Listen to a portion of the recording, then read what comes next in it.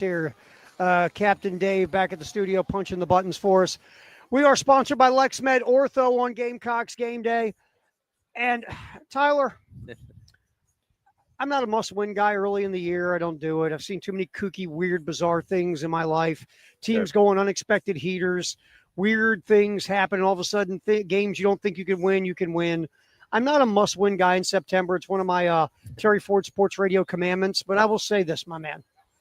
This is as close to a must-win in September that I can't label a must-win because it's against my commandments. Yeah.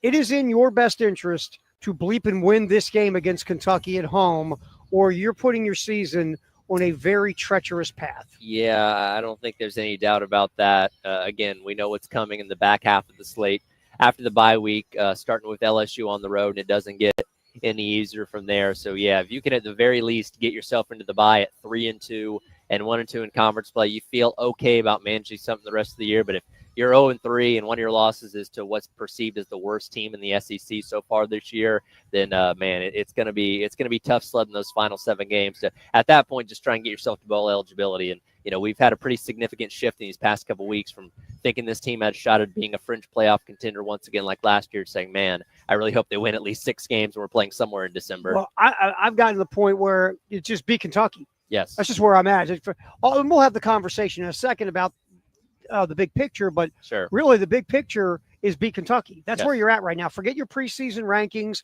Forget, college football playoff positioning and scenarios. Forget Heisman trophies and, Nagurski awards and all this stuff. It just boils down to beat the team you should beat at home. We are in a classic 1-game season Yes. right now because after this, nothing else matters past today. You got to be able to beat Kentucky. Again, you got to be able to fix some of these inefficiencies on offense, which you'll be able to get to, and find a way to go into this bye with some form of momentum. Because, look, all right, now we'll go a little bit of big picture.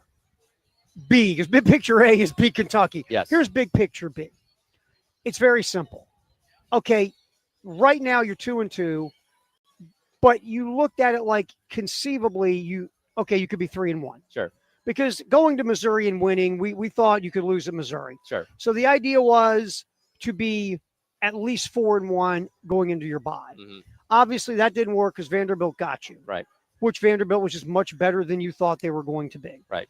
All right, so you're going to be 3-2. That Yes. means you're 1 game back of your projection. Mm-hmm. So that means you got to steal one down the road that maybe you didn't think you were going to steal, right? You got to make up one. Sure.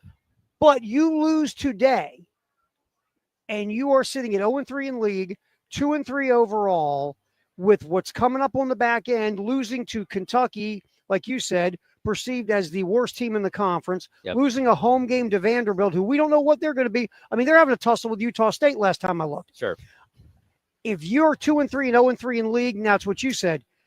Just give me to the Gasparilla Bowl, baby. Yeah, you're hoping for something at that point because, again, you have currently right now 6 out of your last 7 opponents being ranked, the one exception being Coastal Carolina. So, yeah, you'd have to find a way to navigate 4 wins out of those final 7 just to get yourself to bowl eligibility at that point. If you drop that game tonight, again, it's a 1-game season. You got to focus on the task at hand tonight. The old cliche of the 1-0 mentality definitely matters coming up this weekend, and try and get yourself to the bye week and work on some of these issues you've had through the first now 4 games, hopefully not 5 games tonight. Okay.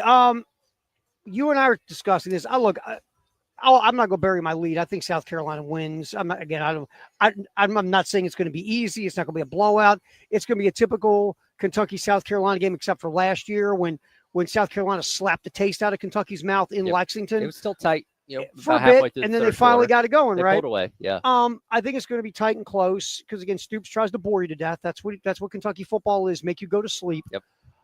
I think they'll win. Now, and I went 23-16 in Gamecock Central, and you were around the same, I was weren't you? 24-17.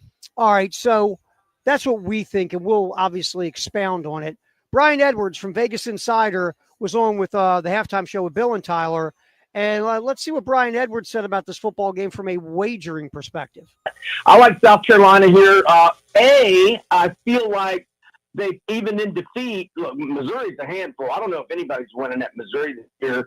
And, South Carolina had the lead for, early parts of the fourth quarter.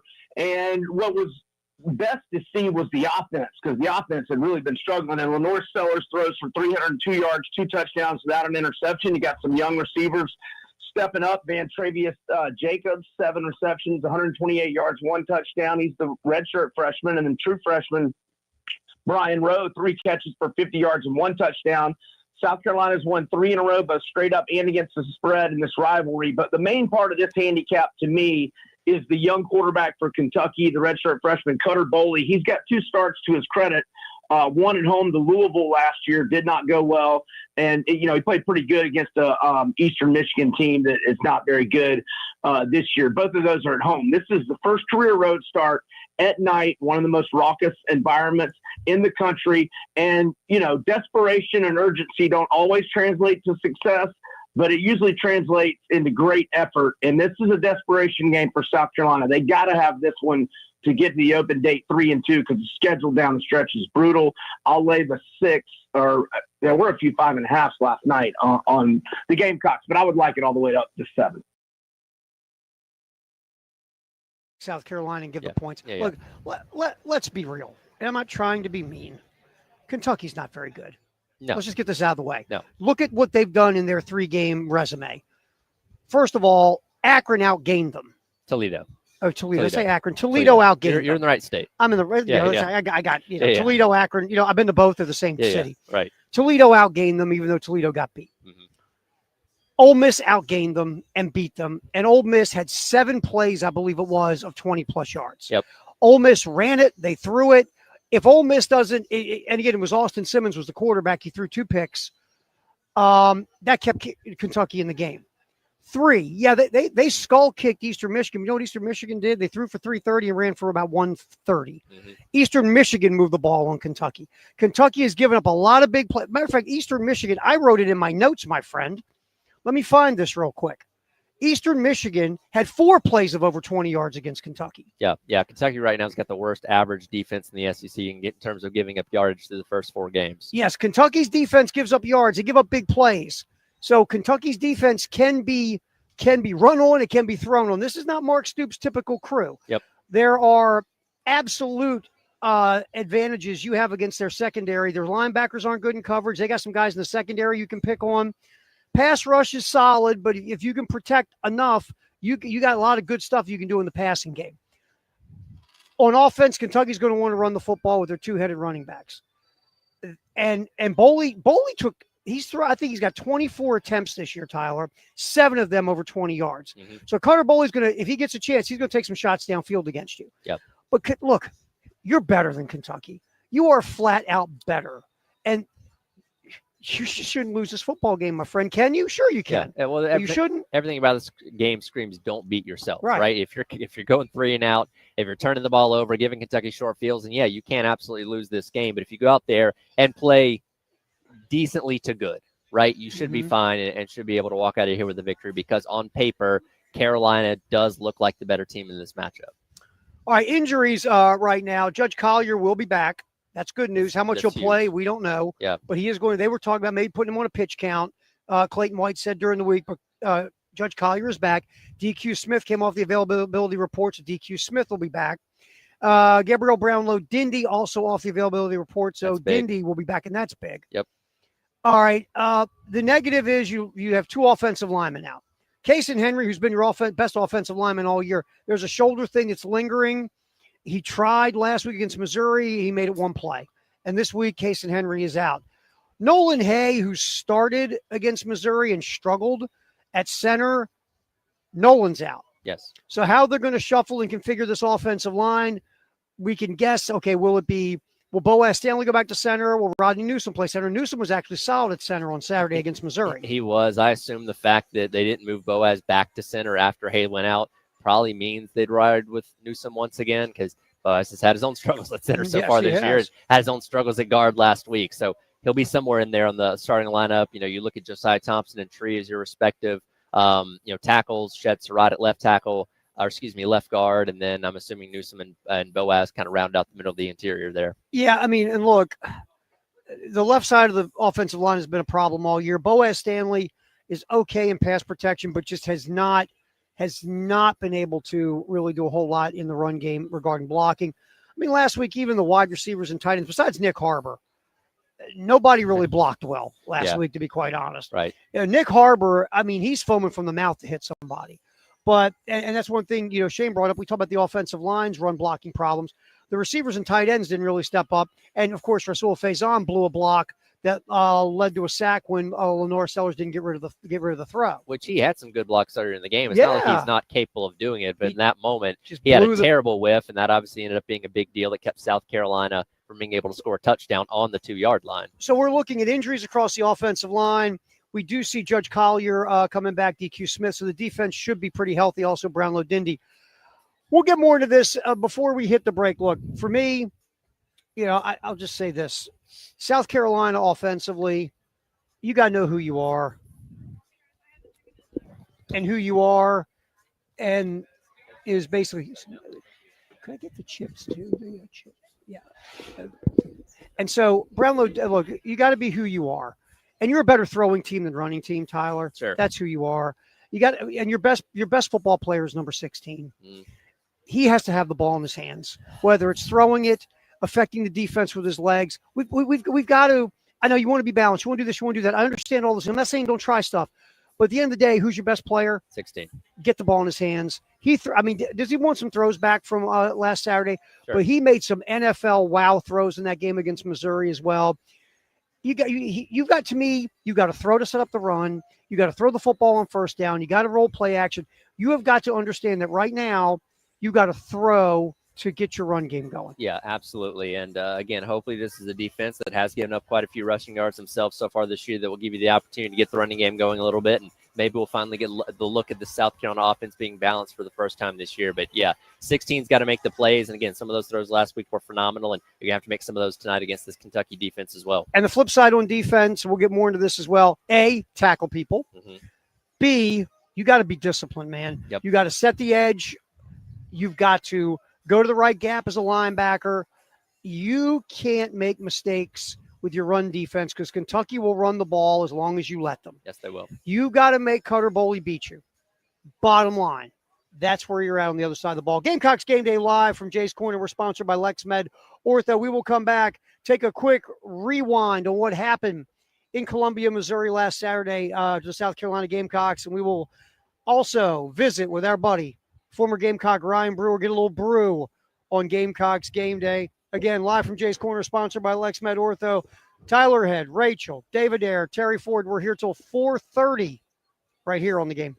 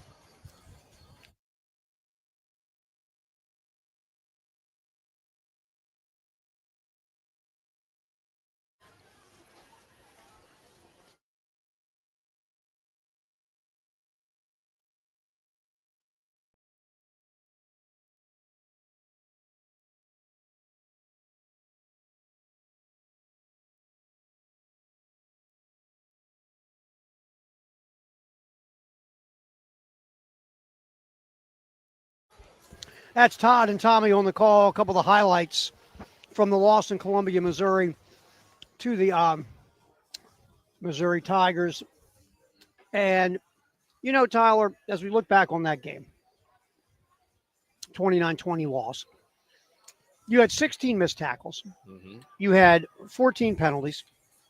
You had negative rushing yards. Yep. Or if you take off the sacks, you still average about 2 yards a carry. And some way, somehow, you were leading the game going into the fourth quarter, and it was a one-score game with about 5 or 6 minutes left. You had 2 possessions down 26-20 where you could have gone down and taken the lead there late. You couldn't get anything done. Couldn't get anything done. You had 3 and outs in the fourth quarter, I believe, if I remember correctly. So you had your opportunities. As bad as you played in a lot of facets of this game, you had your opportunities to win and unfortunately came up short. Yeah, and look, Lenora Sellers, again, threw for over 300 yards and made some excellent throws in that football game. Explosive plays in the passing game. You'll love the fact that Dre Jacobs showed up and caught 7 balls for, 135, I think it was, or whatever. Yep. I mean, Brian Rowe had a nice game. And when you watched how that went, you're like, okay, you can't really run the ball. Your offensive line really is not blocking well in the run game. Lenoris was, he was pressured in over half his dropbacks, but still Lenoris navigated, made some throws, and made some plays. It just feels like the passing game is so much farther along than your run game. Yep. That you need to start leaning on your passing game to set up your run game, because just sitting there trying to, what did Shane say, the definition of insanity line? They're doing the same thing over and over again and expect a different result. Well, hey, guess what? That's where we're at now. Exactly. Right now. And the flip side defensively is you can't miss that many tackles. Look, I get it. Ahmad Hardy is a tackle breaking machine, but that's not an excuse. How many times in that game do you have a chance to wrap up and stop a play, and instead it extends for big yards? And it wasn't just Ahmad Hardy. It was No. Jamal Roberts, their other Mm-hmm. running back, and I think he scored their last touchdown where it looked like you had him bottled up, and then he squirts out and gets into the end zone. And, again, that ended up being a really big deal when you look at the final score of the game. And, look, if Carolina had just struggled to tackle last week, it'd still be a big deal. But considering the fact that they missed 10 tackles the week before against Vanderbilt, now it starts to become a trend. And that's what you worry about going into a game like tonight where, again, Kentucky's going to try and run the ball down your throat. It's like, okay, you're going to miss 12 tackles, 14 tackles tonight. What's that going to look like? And look, obviously the big play in the game, you're sitting there first and goal at the Missouri 2. You can make it a 2-score game. Again, Rasul Faison blows the block. Lenoris holds the ball too long. You got to get rid of it and live for the next play.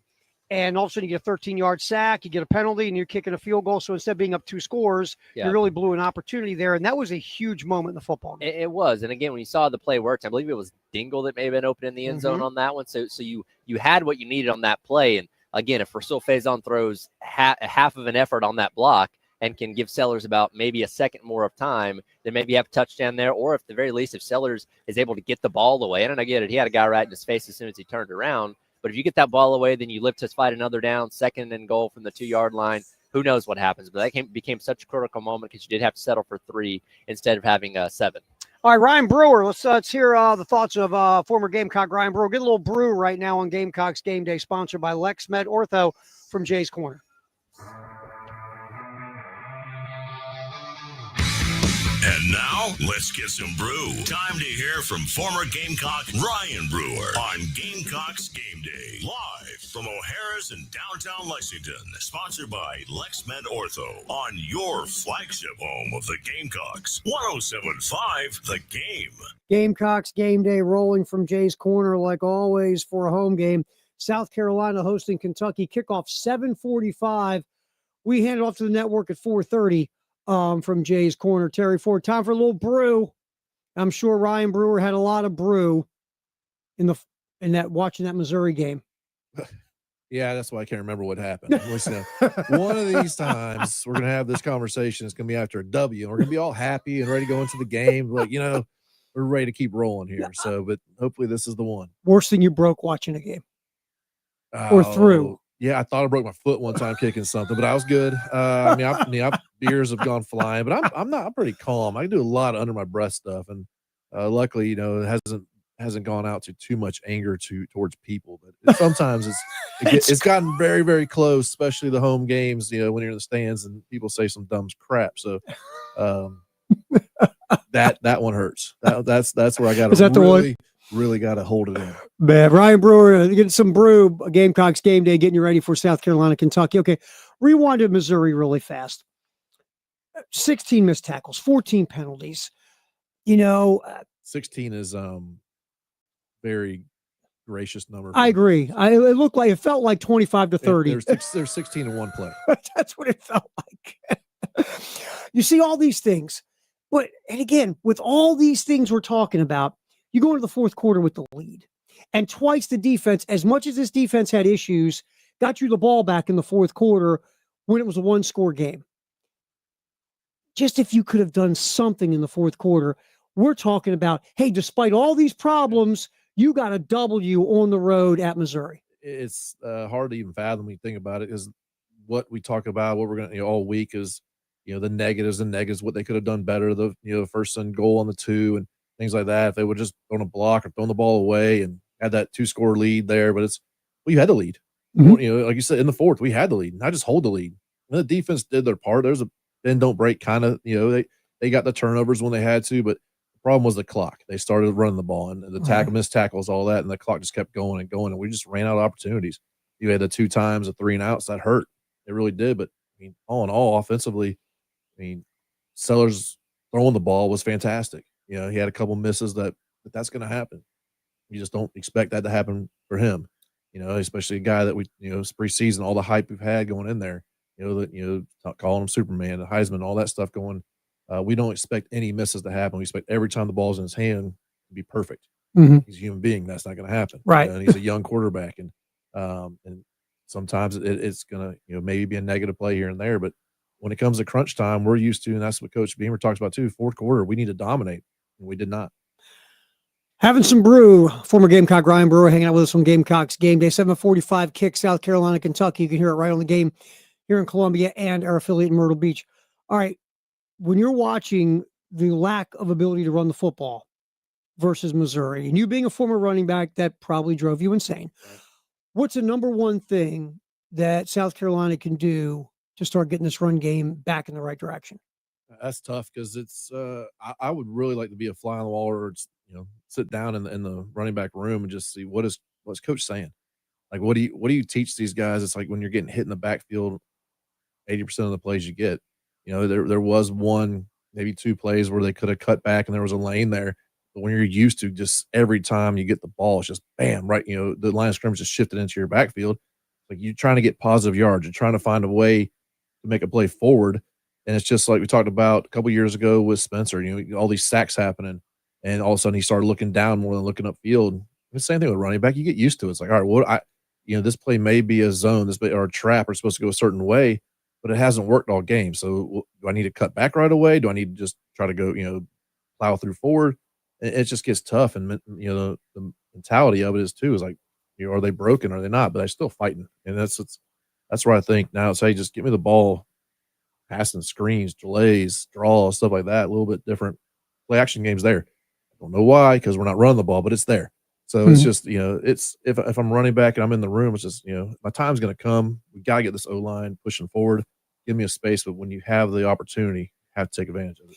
All right, when you come off a disappointing loss, how does Ryan Brewer get ready for an opponent that a lot of people think you should beat at home? I don't know how anybody could think right now we should beat anybody. When and Kentucky's it's been a dangerous opponent every year. This has been a crazy game. We're not scoring a lot, maybe 24 points or less for the last however many years.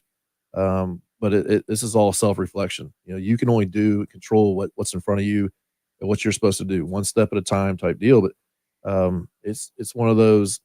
It's time for some of these guys, older guys, to step up, leaders, and maybe put a little foot to butt and say, you got to step up. Whoever's making mistakes, they're watching film, they know who it is, and says, hey, you got to step up or get out and next man up mentality. But all you can do is control yourself. Unless you are one of those leaders, then you got to get in their face and try to find a way to motivate them. Ryan Brewer, sponsored by Ryan Brewer Fence. Tell me about Ryan Brewer Fence, Ryan Brewer. Yeah, it's another week of guys putting up and ladies putting up some terrific fence, and all around the state, from residential, commercial fence, temporary fence. We can do all custom stuff too. We got a big old custom fab shop for railings and ornamental gates and things like that we can do for you. Operators, we do it all. You think about fence, we can do it for you. Also, with the season coming up, wall art from Gamecock stuff. We got some Winthrop stuff. We have all sorts of things from palmettos and whatever, some cool things that we can hang on your walls and put in your gates as well. So just ryanbrewer.net, look us up, and we'll take care of you. Ryan Brewer, former Gamecock, a little bit of brew, getting you ready for Gamecocks game day with South Carolina, Kentucky. Appreciate you like always, brother. Go Gamecocks. Coming back, we will take a look at those Kentucky Wildcats going behind enemy lines on Gamecocks game day live from Jay's Corner here on the game.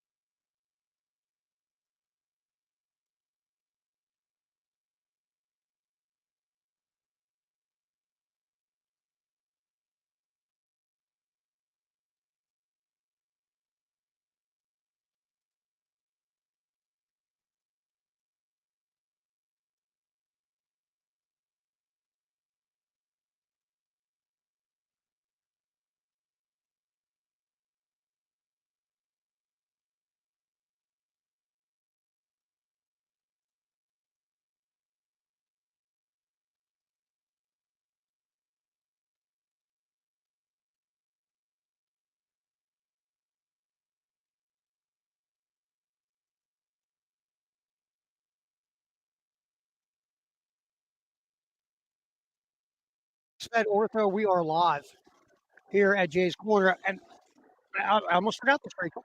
Rachel's here, Tyler Head, David Ayer back in studio. I'm Terry Ford. We have 2 tickets.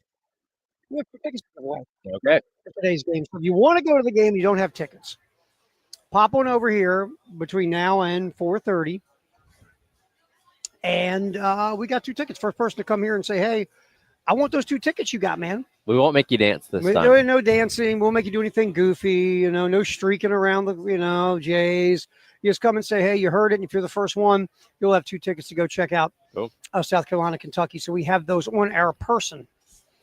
And so come on, hang out. Eat something at Jay's Food. I had that chicken BLT wrap thing. That was awesome. Yeah. Rachel had wings. She loved it. You had the chicken sandwich. It was good. Chicken sandwich, pretty good. Those wing chips rock. Macaroni and cheese is good. Food is great. They have a bunch of weekly specials here all the time. And right now they're doing a special little Michelob Ultra Bud Light, $28 for a bucket is a good deal. Yeah. I've seen a good few buckets deal out here. Yes. There's a bunch of people taking advantage of that deal. So come on out here at Jay's Corner. We got 2 tickets. First person here to say, hey, I want those tickets. You will get them and go off and see South Carolina, Kentucky. Game sold out, by the way. Yes, it is. All right, so talk about the Kentucky Wildcats real quick. You heard Mark Stoops discussing Cutter Boley, his starting quarterback, who we'll get to in more depth and detail here in a minute because he is a key to this game for what's going to happen tonight, 7:45 kickoff. We go to the network at 4:30. Right now we're here, Gamecocks Game Day. All right, I'm gonna run you some numbers. All right. Close your eyes. We'll play a game. Okay.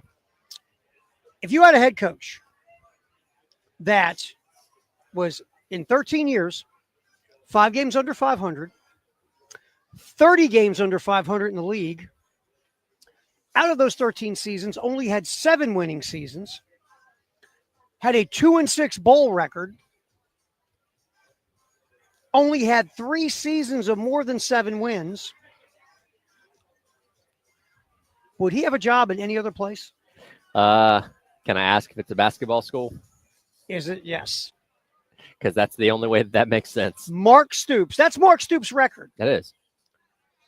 And Mark Stoops, by the way, is the 5th highest paid coach in the SEC. Oh, yeah, and his buyout is crazy. It's like $35-40 million. $40.5 million at the end of the year. If they were to fire him this year, it'd be $40 million to get rid of him. Can I give you another piece of this that's even more insane? Sure. I found this out last night. That $40.5 million must be paid in a single lump sum payment within 60 days of termination. So not only is your boy stealing $40 million on a buyout if you fire him, after, by the way, 13 seasons of stealing your money, you have to give him the entire $40.5 million within 60 days. Yes. In a lump sum payment. What a deal. Whoever negotiated this should never be allowed to work in college athletics again. Is he a Sexton guy? Did Jimmy Sexton his agent? Yes. I would have to imagine because that was a phenomenal deal. You know, wow. They probably were at Midnight Madness talking about the deal, and everybody at the school was distracted by what was happening on the basketball court. Like, yeah, we'll sign whatever. It's insane. Mark Stoops, you want to talk about hitting the lifetime lottery? Oh, my God. What Mark Stoops has done at Kentucky is unbelievable. Well, but again, when you're at a basketball school that really cares about hoops. And here's the thing. He's had a consistent reputation of being just good enough. So about time people start getting down on him, all right, here's an 8, 9, 10-win season. All right, everybody chills out for a little bit. A couple of mediocre years, maybe miss a bowl game, and then boom, goes out there and has another good season. Right now, he's kind of on that downward trend because they were 4-8 last year when the hopes are pretty high. Again, going into this game a season ago, they were talking playoff. Remember that? They felt phenomenal about beating, Southern Miss. Remember, you were listening to Kentucky Sports Radio. They're talking about college football playoff. They were plotting out their plot of, hey, if you go 9-3 and you only lose to Alabama and Ole Miss and stuff like that, we'll be fine. They did beat Ole Miss, funny enough, but yeah, Carolina really changed their perception of their program in last year's, beating in week number 2 there. And as you ran through a little bit earlier, yeah, you beat Eastern Michigan. Yeah, you beat Toledo. Didn't look phenomenal in either one of those games. Played a tight one against Ole Miss, but this is still a team that's perceived to be the worst in the SEC this year. Kentucky has 55 new players.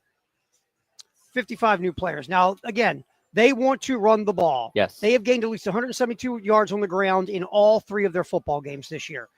They do not really want to throw it unless they have to. The wide receiver core, even though there's talent there, they've been underwhelming. Cutter Boley, again, his numbers won't wow you, under 60% completion rate so far. He does try to wing it deep. 7 of his 24 throws, I believe it was, or 7 of 18 were down the field plus 20 yards. Yep. So Cutter Boley is going to try to test your secondary down the field. So good news, South Carolina is going to be healthy in the back end of the secondary. You got to get some heat on Cutter Boley. Now, here's the good news. Kentucky's given up 15 pressures this year, 9 by the tackles. Mhm. The tackles are a weakness. Neither one's name is easy to pronounce, by the way. Yeah, I saw that. But these tackles struggle in pass protection, both of them. Walschlager and, his last name, the right tackle's last name is Pete. That's easy, but his first name, go for it. Shiza, Yep. So Pete and Walschlager, Schlegel, Schlagel, those guys. both struggle. 50 and 73. Yes, Let's keep they it at both that. struggle in pass protection. Yes. So you figure, wow, Dylan Stewart, Brian Thomas. Well, Dylan Stewart's getting doubled or Sure. tripled or quadrupled, right? We saw the whole Missouri game. 2 guys followed him everywhere. Yeah, or you're just running away from the entire Exactly. time.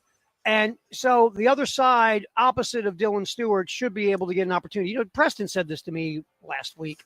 We were talking about, Micah Parsons. Yep. And I was like, I love how Green Bay moves Micah Parsons all over the place on the defensive line, because that way you're basically exploiting matchups and you're moving him everywhere so nobody really knows where he's at, so you can, get an advantage when you're sending him, to rush the passer.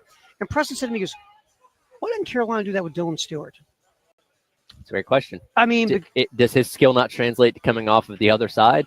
I don't Does know. he not get as good of bend coming off the other side? I don't think know. It's an interesting question. If you move Dylan Stewart all over the formation where, okay, he's on the left side, he's on the right side, sometimes you put him inside at D tackle. Maybe you put him at a linebacker spot sometimes in pass rush situations. Move him everywhere, make him a chess piece, and the offense doesn't know where he's at, and you can exploit more matchups. It makes sense. It makes sense. And again, last year, they were cooking with Kennard on the other side, so you didn't really have to think about that. But yeah, considering the fact that everything is schemed to protect against him, to run away from him, maybe moving around wouldn't be that bad of an idea, and may calm some of his frustrations that he's experienced through the first couple of games this year. All right, real quick, offensively, dying to run the ball. Seth McGowan, who's had a very interesting journey. It's been odd. To Kentucky. 62% of his runs are going to be around left end or right end where he's made yardage. He gets over 3 yards after contact. He's broken 15 tackles this year. He's not our boy Hardy, but I'll say this. If you don't wrap up McGowan, he's also going to get a lot of yards after contact, and he's going to make some plays for Kentucky in the run game. Dowdell is a different kind of guy. Most of his yards are on one run, 79-yard touchdown run against Toledo. He's not a real yards after contact guy, but together they're averaging over 5 yards a carry. The offensive line doesn't grade out well in general, but the funny part is they're better at running the ball than throwing it. But because these guys have broken tackles like McGowan, their run block grades are lower than their pass protection grades. But again, the pass protection problem's at tackle. Defensively, again, explosive plays. 11 plays just in 2 games over 20 yards against this Kentucky defense. Kawan Lacey ran for almost 140. Eastern Michigan had 461 total yards. Kentucky can be had on defense. Look out for Steven Souls Jr., Cam Olds, and Khalil Sanders rushing the passer. And I feel like at the end of the day, if you can just protect Lennar Sellers, you can go after this secondary. Yeah, they play deep. They want to keep everything in front of them. But with that kind of philosophy, Tyler, they're still giving up big explosive plays. They are. They're a little bit opportunistic on the back end. Their safety, Ty Bryant's got 2 interceptions. They have 4 of it as a team so far, and that's pretty high in the SEC. So they are a team that can pick you off. And again, looking back at some of Sellers' throws last week against Missouri, there probably could have been 2, maybe 3 interceptions over the course of that game. You certainly have to be careful there. But yeah, kind of like last week, you think you can hit some of these big plays against them and really kind of stretch that defense out, which hopefully in turn will allow you to run the football as well. All right, let's get a cut real quick, Dave, from Justin Rowland from Cats Illustrated. Cutter Boley is a huge focus in this football game because you want Cutter Boley to try to beat you. You want to slow down the Kentucky run game and have Cutter Boley have to throw it a lot. Here, let's get cut 11. Here's Justin Rowland giving us a little background on Cutter Boley. Yeah, so he's a pretty interesting quarterback. He had some prospect pedigree. He was a 4-star recruit, in-state kid. I honestly felt like I didn't obviously, share this with anybody at the time, but when you watch him play, it's like he would be a really good quarterback for Josh Heupel. He's big. He's got a big arm. He throws an outstanding deep ball. He navigates the pocket better and climbs the pocket better than you would guess when you kind of first watch him. He gets the ball out pretty quick for a guy with such a big frame. But he has a couple of times maybe trusted his arm too much. You see a lazy throw to the opposite sideline that should be a pick 6, or maybe he doesn't see somebody in zone coverage. And so this game for Cutter, we know he can hit the deep ball, but it's going to be about managing situations. As an inexperienced quarterback on the road, can he keep them in favorable down and distance situations and avoid the negative plays? That's what it's going to be about for Cutter. And you're hoping he can't. Right. So, again, Cutter Bowl, you want to put the game in Cutter Bowley's hands, but you got to stop that two-headed running back monster at Kentucky so you can put them in long down and distance situations. Yeah. All right. And the special teams, Jacob Cowie, and I'm sure I screwed it up. The freshman kicker for Kentucky, 11 for 11 on extra points, 6 for 6 on field goals. He's hit a 50-yarder. He's hit past 40. So basically, Kentucky, all around special teams is solid, but their kicker, the freshman, hasn't missed a kick all year. Yeah, once they get about inside the 35, you're going to feel like that's probably makeable territory for him. So that's something you have to, count forward. Again, Carolina special teams have been shaky to start the year, so that could be something that could be a real big difference in this game coming up, coming up tonight. But overall, again, on paper, you look at South Carolina, you look at Kentucky, and you like the way a lot of these things match up for South Carolina to hopefully be successful coming up tonight. All right, we have a couple tickets. If you want them, we have them. Just come on by, say, hey, I heard you guys have a pair of tickets to go see South Carolina, Kentucky. I want to go. We'll give them to you. It's that easy. We're at Jay's Corner, right across from Willie B. Doing Gamecocks Game Day, sponsored by LexMed Ortho. Tyler's here. Rachel's here. At some point, Jeannie will be here, and she's bringing her assistant. Dave's back in the studio. We go till 4:15. Then it is the SEC report. Then the network takes over at 4:30, getting you ready for South Carolina, Kentucky, 7:45 kick. You can hear it right here on 107.5 The Game in Columbia and our affiliate 103 The Game in Myrtle Beach. We will come back, take a look at the South Carolina Gamecocks. That's next on Gamecocks Game Day, sponsored by LexMed Ortho.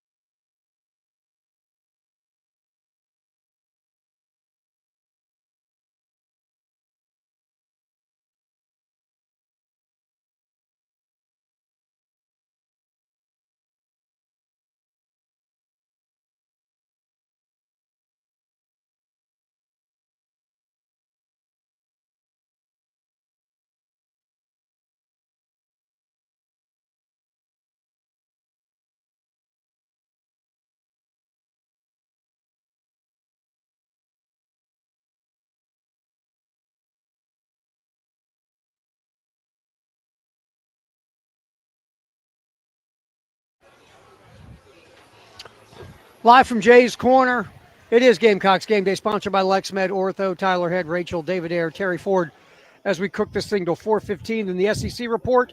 And then we go to the network with Chris Miller and the crew.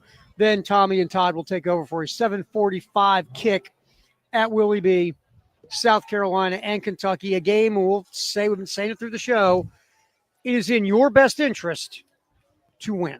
Yeah. If you want any hope of doing anything of any significance in this season, it feels like it's a pretty good idea to beat Kentucky at home. It is truly a one-game season at this point, because if you can't win this game, then I'm not saying the rest of the season doesn't matter, but you've got a tough fight ahead of you if you want to even get yourself to 6 wins in bowl eligibility. So, yeah, folks, tonight you obviously heard the coordinators there talking about the litany of issues that this team suffered last week, and that loss to Missouri that you really hope. And look, the coaches have talked about it, the players have talked about it. They've gotten back to the fundamentals this week, and my goodness, I hope it helped.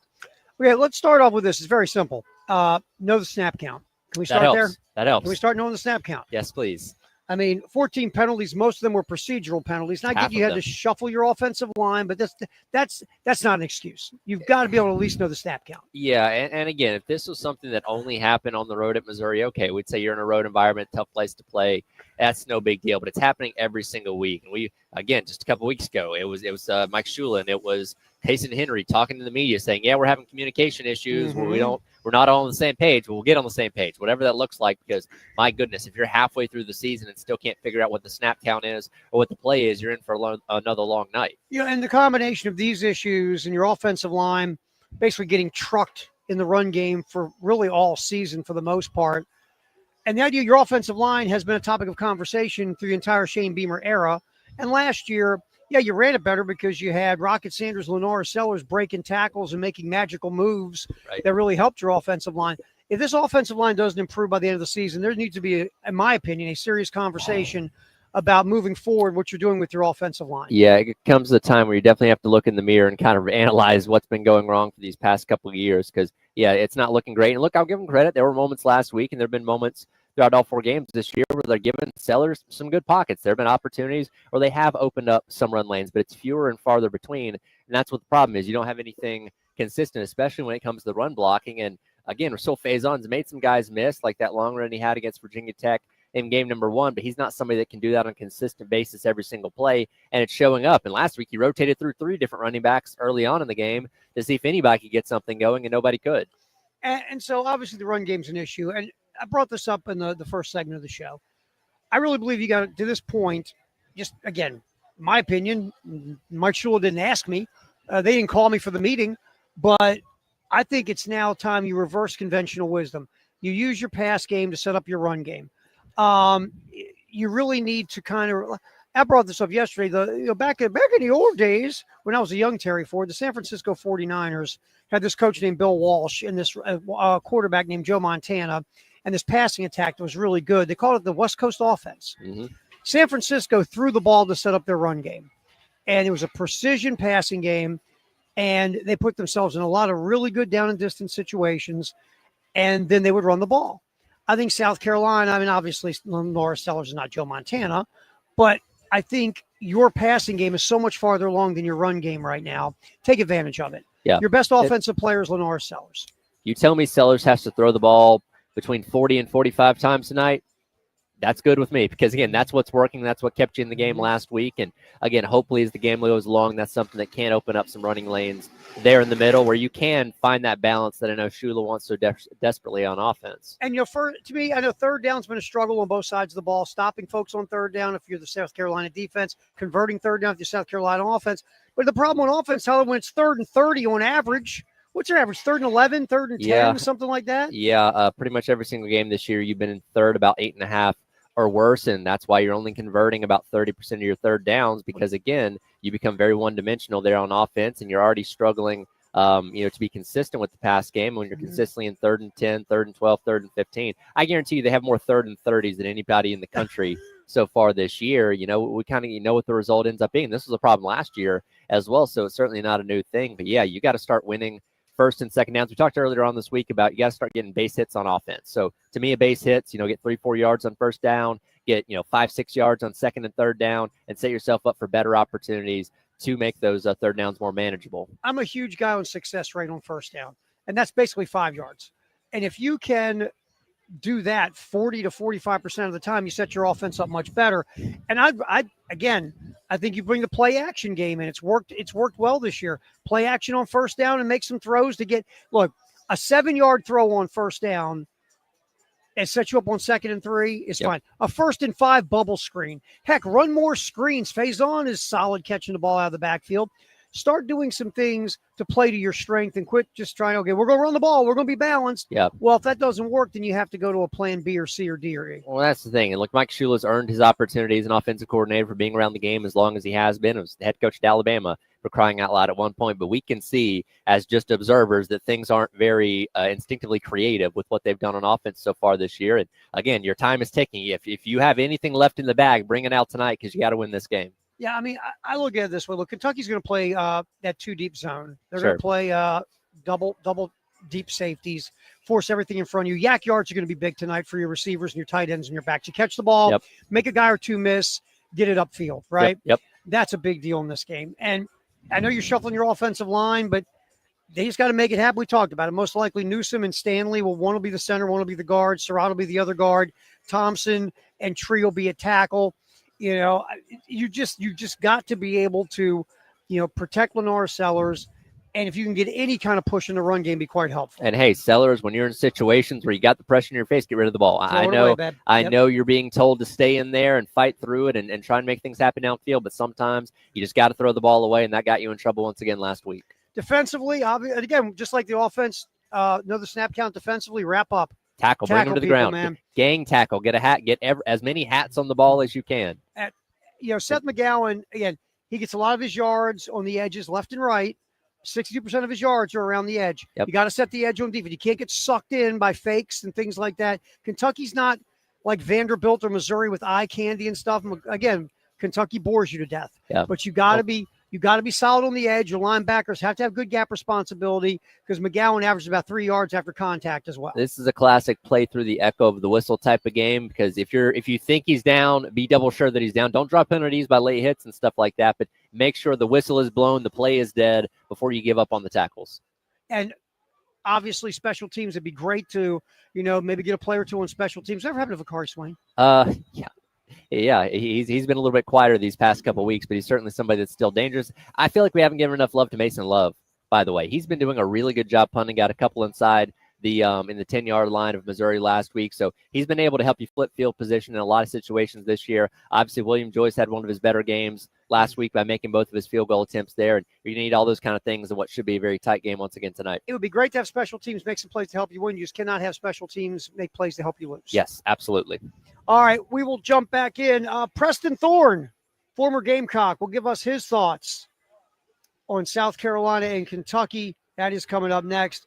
Gamecocks Game Day. We're live from Jay's Corner. Like always, we are sponsored by LexMed Ortho. Rachel, Tyler, David Air back in the studio. I'm Terry Ford. Rolling till 4:15. Then the the SEC report will come up on the game.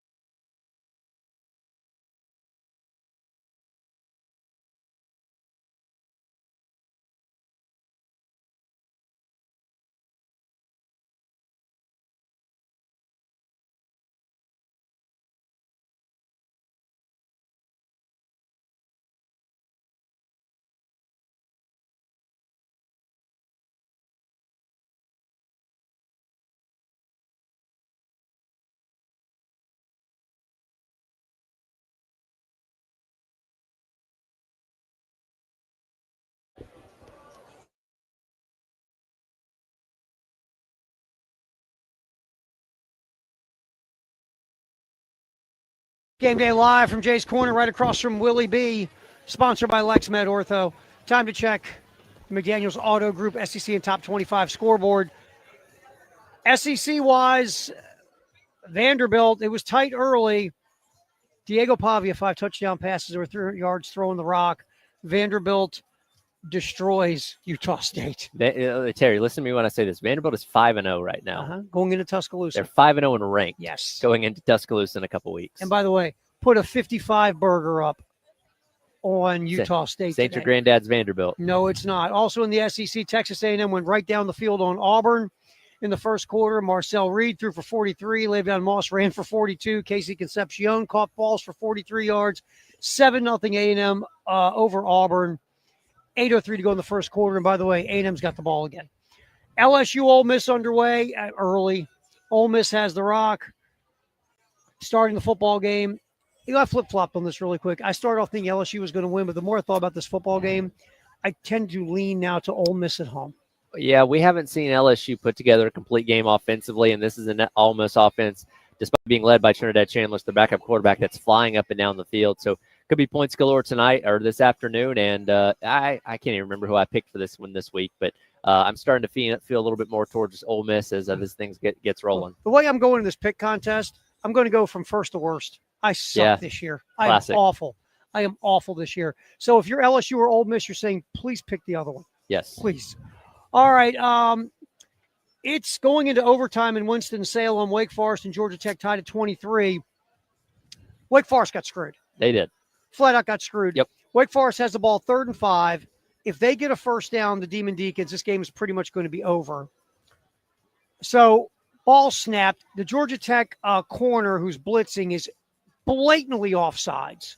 So Robbie Ashford, you've heard of him, former South Carolina quarterback. Ashford takes the deep shot because you got a play to play with, basically a free play.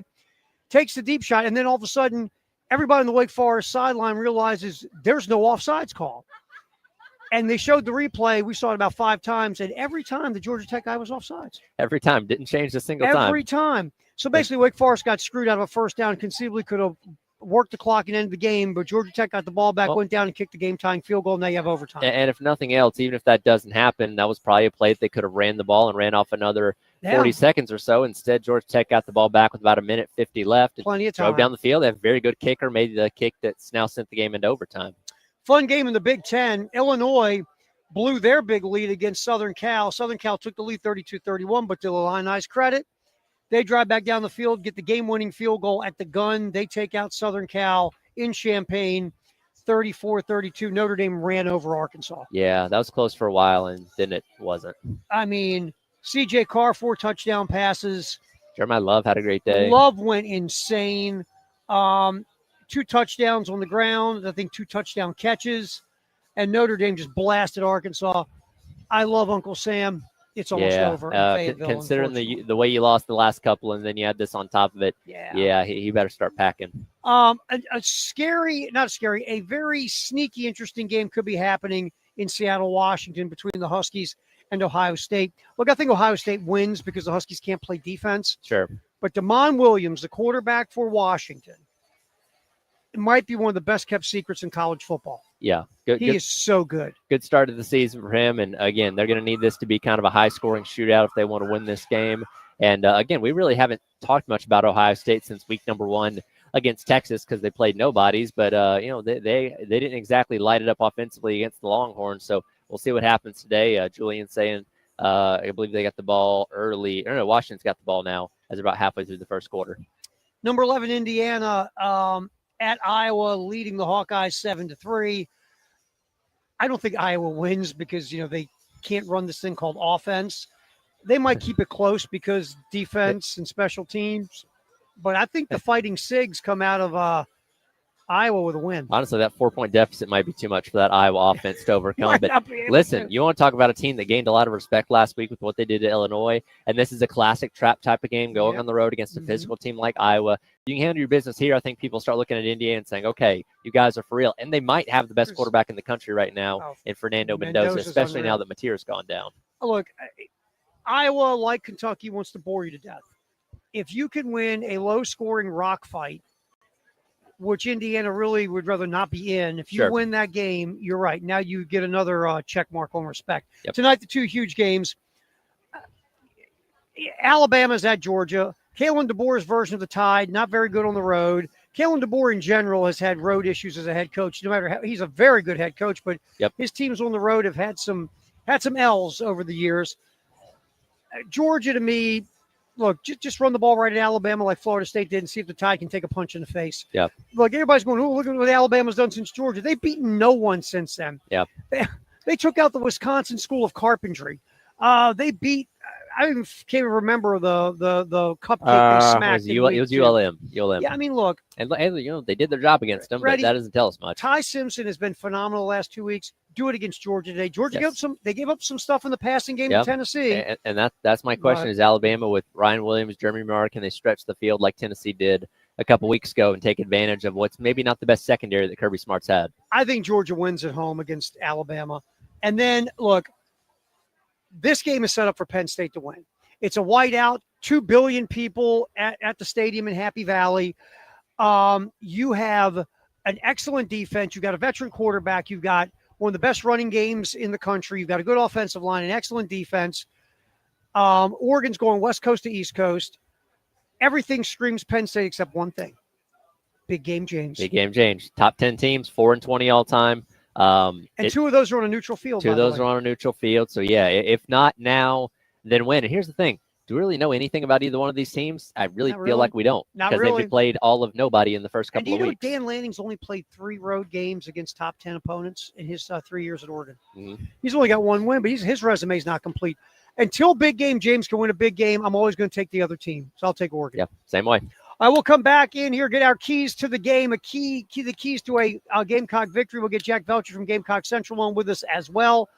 We are live from Jay's Corner right across from Willie B. The menu's phenomenal. I had the chicken wrap, the BLT, and the avocado. What'd you hit again? I had the grilled chicken sandwich. I mean, the wings were really good. Rachel had the wings. Come on out. The menu's phenomenal. Lots of beverage options. What was it? A bucket of Michelob. For $28. Yeah, Michelob and Bud Light, $28 bucket is a great deal. We are sponsored, like always, by LexMed Ortho. We'll come back. Keys to victory before we get out of here on Gamecocks Game Day, live from Jay's Corner across from Willie B. on 107.5 The Game.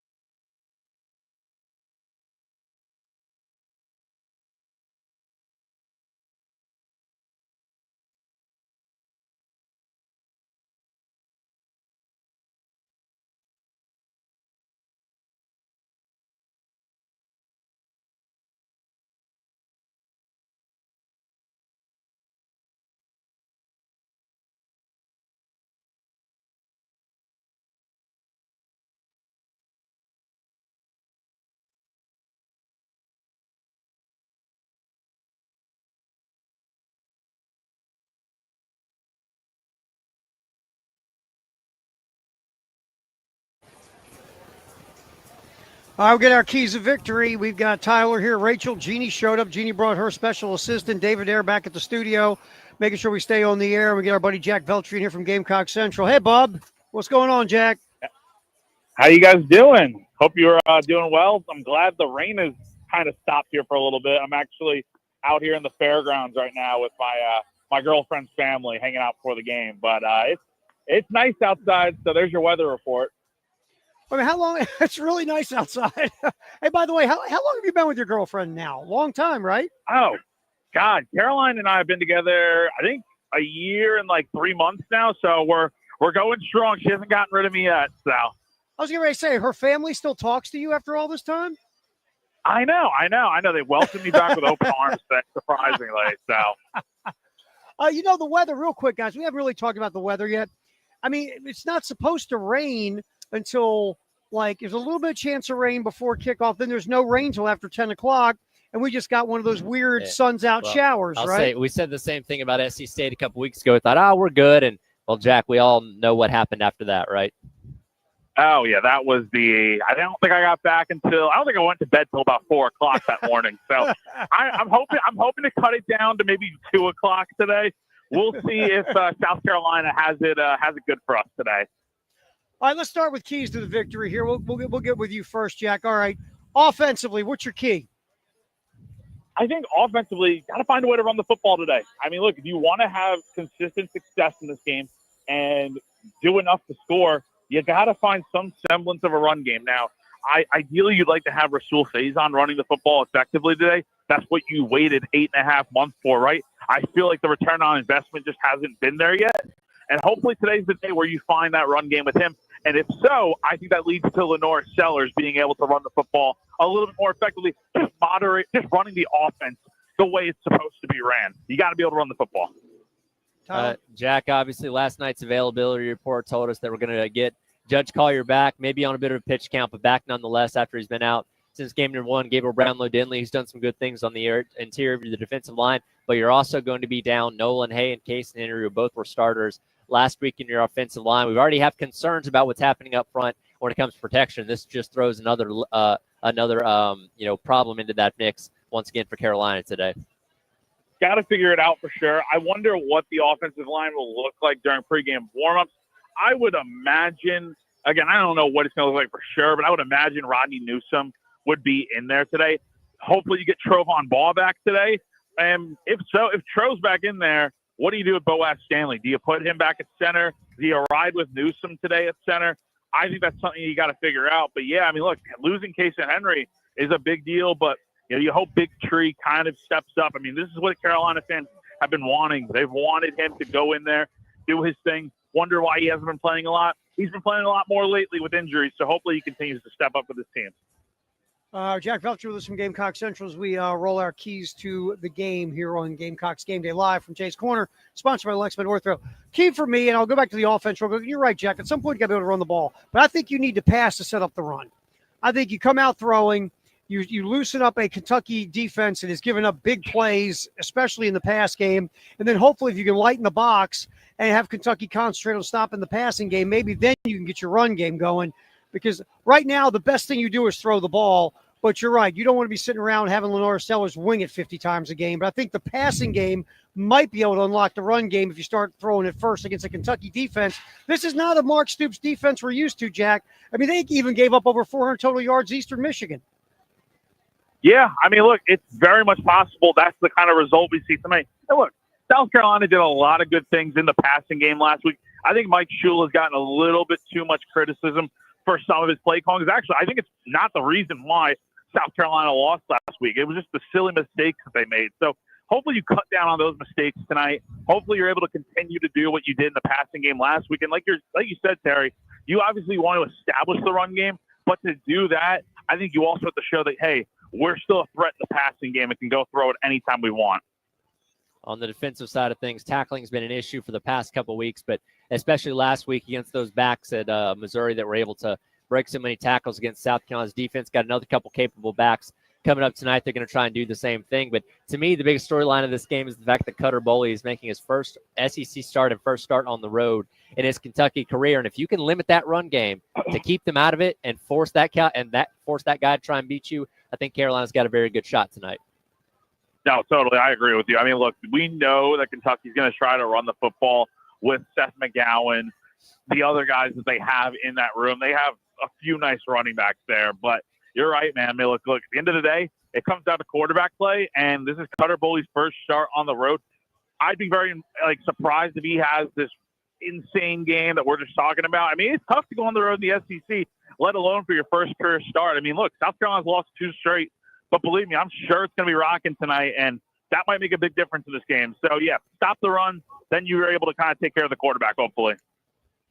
And talking about the defense as well, the Kentucky tackles, 9 of the 15 pressures the Kentucky offensive line has given up is by the tackles. The tackles struggle in pass protection, so you figure, obviously they're going to quadruple team Dylan Stewart, but anybody on the other side of Dylan Stewart should be able to get some heat on Cutter Boley when he drops back to pass, because the tackles, they are the weak link in the pass protection for the Wildcats. Hopefully. I mean, that's what you want to see tonight. You want to see Brian Thomas explode tonight. You want to see the guys that are out there, JT Gear, Des Yu, guys like that. But I think we're still kind of waiting on that big game from Dylan Stewart, right? All that frustration he's had, all the heated moments he's had these last few weeks during this losing streak, when teams are double teaming him and running plays away from him.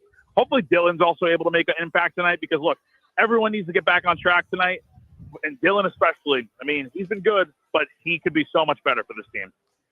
Well, and Jack, we all know too well, you can't hurt yourself before the play even starts. Carolina's had too many pre-snap penalties so far this year, including so many last week, that ended up being a detrimental problem to that offense, especially when it came to putting them in third and less than advantageous situations. We've heard, Beamer and all the coaches and players talk about it this week. They're working on things, trying to be better, and my goodness, tonight hopefully you see a step in the right direction, because it's become mind-numbing what we've seen through the first 4 weeks when it comes to things like false starts. I mean, you got to clean that up. I mean, the main things I would say, guys, that they need to clean up for sure in this game, the pre-snap penalties and the missed tackles. If there's anything I want to see this team come away with feeling so much better about, it's that. Now, I don't think you're going to cut down your penalties from 14 to 0 tonight, but if you can limit the pre-snap penalties to maybe 1 or 2 tonight, just be smarter out there. It's easy as that. And then the tackling, look, it's tough to tackle guys, right? We all know that. These running backs are tough and physical. Obviously, Ahmad Hardy was tough to tackle last week. Seth McGowan's going to be the same exact way tonight. But they just got to wrap up and get guys to the ball. That's what they have to do tonight. Jack Velcher from Gamecock Central with us, Tyler Head, Terry Ford, as we roll our keys to the game on Gamecocks Game Day at Jay's Corner, right across from Willie V, sponsored by LexMed Ortho. Guys, third down's a thing, both sides of the ball. Well, offensively, can't convert third downs. Defensively, can't stop the other team from converting third downs. I think first down is where you start. If you can, gain some decent yards on first down to set up maybe third and short situations, if you can maybe stop folks on first down to make second and third and long situations, that's a huge key to the game. Everybody talks about third down, Jack. I think first down in this game is going to be gigantic. And that's what Shane talked about throughout this week, is that it doesn't matter, like third down, it won't mean anything unless you do well on first and second down. Because, look, you've been in so many third and long situations throughout the season so far. Now, let's be fair. A lot of that has to do with the penalties. But at the same time, South Carolina has not done itself any favors in these spots. And defensively, you got to find a way to get off the field. I know we talk about missed tackles and stuff, but at the end of the day, when South Carolina needs to make plays on third downs, missed tackles or not, they're just not making them so far this season. So that's going to be another critical, underrated area in which South Carolina needs to perform much better in this game.